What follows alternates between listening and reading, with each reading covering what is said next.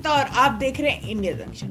आज हम एक बहुत ही जरूरी और गंभीर मुद्दे पर बात करने वाले हैं जो सीधे भारत की ऊर्जा सुरक्षा से जुड़ा हुआ है। खबर है कि ईरान से बढ़ते तनाव और युद्ध जैसे हालात के बीच तेल के जहाजों का रास्ता खतरनाक होता जा रहा है और इसी वजह से भारत ने समुद्र में अपनी जहाजों की सुरक्षा के लिए यूनाइटेड स्टेट्स से मदद मांगी है। इस समय मिडिल ईस्ट यानी पश्चिमी एशिया में हालात काफी तनावपूर्ण हैं। क्षेत्र में बढ़ते टकराव की वजह से दुनिया के सबसे अहम समुद्री रास्तों में से एक स्ट्रेट ऑफ हॉर्मुज खतरे में आ गया है। यह एक बहुत ही संकरा समुद्री रास्ता है, लेकिन इसकी अहमियत बहुत बड़ी है।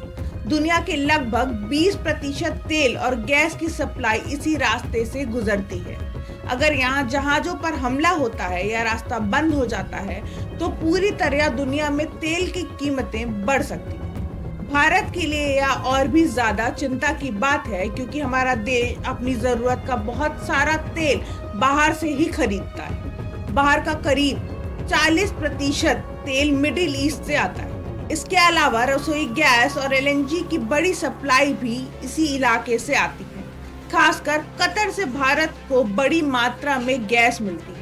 अगर समुद्री रास्तों में खतरा बढ़ता है तो इन जहाजों की आवाजाही प्रभावित हो सकती है और सप्लाई में से भी कमी आ सकती है। इसी खतरे को देखते हुए भारत सरकार ने तुरंत कदम उठाया है। भारत ने अमेरिका से कहा कि अगर जरूरत पड़े तो अमेरिकी नौसेना हमारा तेल और गैस वाले जहाजों को समुद्र में सुरक्षा दे।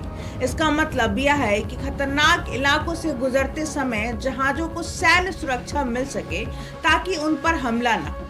सरकार से सुरक्षा पर ही ध्यान नहीं दे रही बल्कि वैकल्पिक इंतजाम भी कर रही है। भारत दूसरे देशों और बड़ी ऊर्जा कंपनियों से भी बातचीत कर रहा है ताकि अगर मिडिल ईस्ट में समस्या बढ़े तो दूसरे देशों से तेल और गैस मिल सके।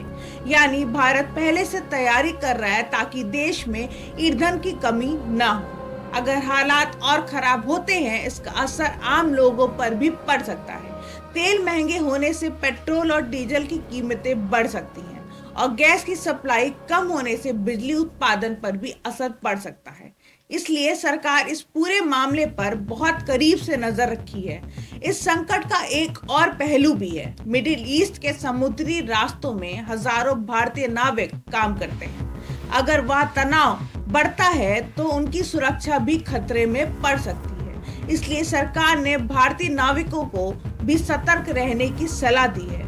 कुल मिलाकर स्थिति गंभीर जरूर है, लेकिन भारत पहले से ही तैयारी कर रहा है। समुद्री सुरक्षा, कूटनीति और वैकल्पिक ऊर्जा स्रोतों पर एक साथ काम किया जा रहा है। अब सवाल आपसे है, क्या आपको लगता है अमेरिका भारत के जहाजों को सुरक्षा देगा या भारत को भविष्य में मिडिल ईस्ट पर निर्भरता कम करनी चाहिए? अपनी राय हमें कमेंट में जरूर बताएं। इंडिया जंक्शन, खबरों का जंक्शन।